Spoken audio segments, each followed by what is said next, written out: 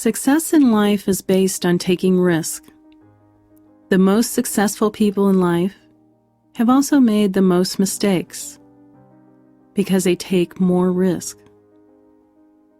They are willing to try something new, something unproven. They are willing to experiment, and they are willing to fail. Because they don't consider failure a disaster. Instead, they consider failure an opportunity to learn. A failed experiment tells them what did not work, which provides information regarding how to achieve success.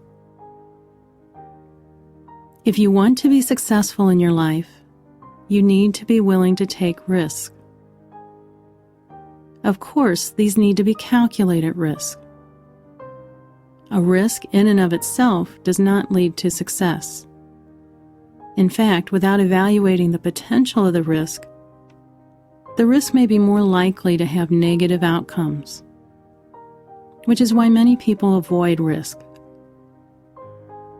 They don't understand that successful risk-taking involves calculation and planning. You need to determine whether the risk has the potential to achieve what you want. You need to assess the cost of the risk and the consequences of the risk if it fails, and determine if it is worthwhile for you. Everyone has a different gauge for this. You don't have to assess risk in the same way someone else does, because the outcome is something you have to live with.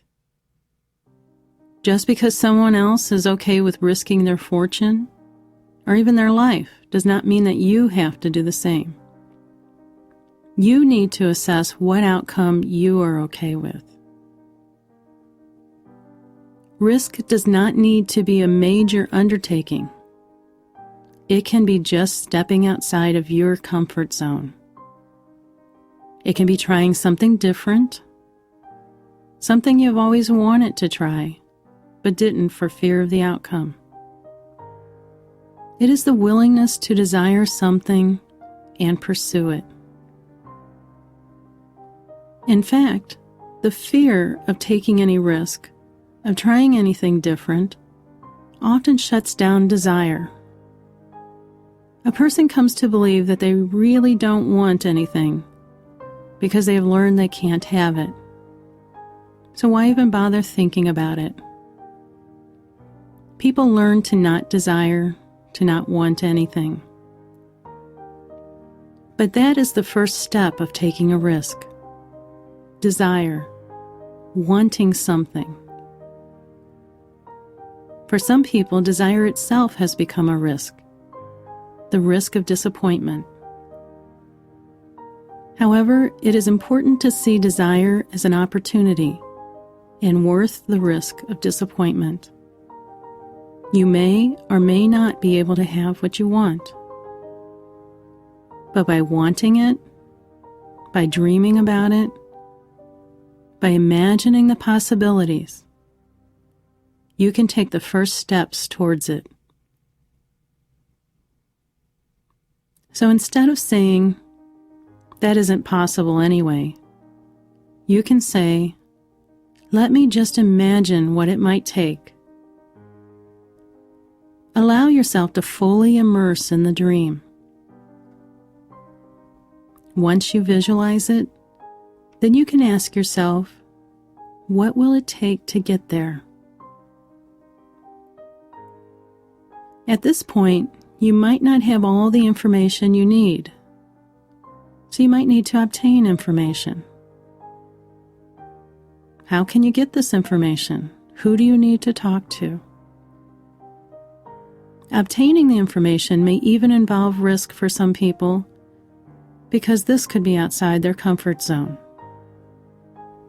However, keep in mind that knowledge only provides you with possibilities.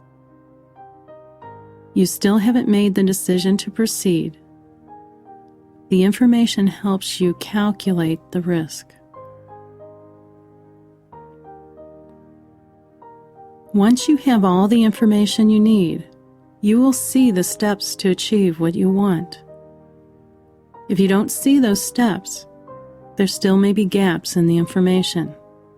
You may need to fill in those gaps by obtaining more information until you can clearly see the steps.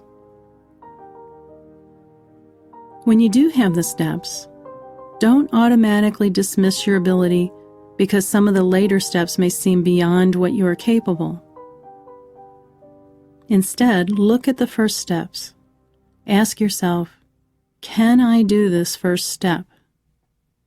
And ask yourself, if I follow the plan, will it prepare me to do the things I can't do right now?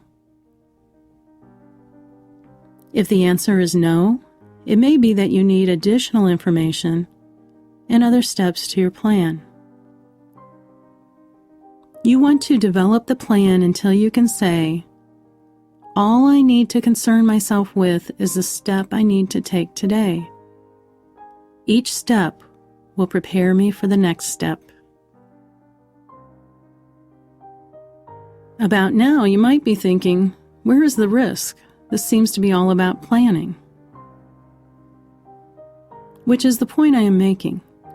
By developing a detailed, well-informed, doable plan, you are minimizing risk. That is what is meant by calculated risk.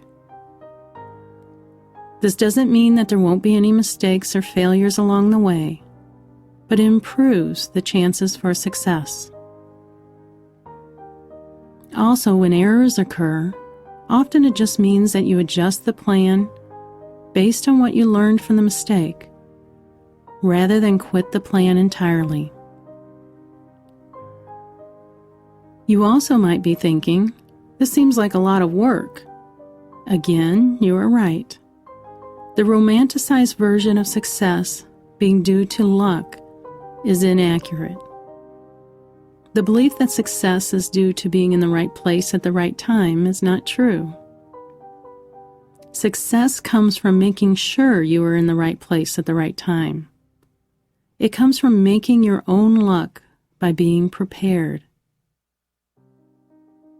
If you want to be successful, you want to create the belief that you can be successful. The best way to do this is to create a plan for your success. The more detailed the plan, the more doable it becomes. The plan allows you to be able to say to yourself, I can do that. From there, it just means taking the next step in your plan.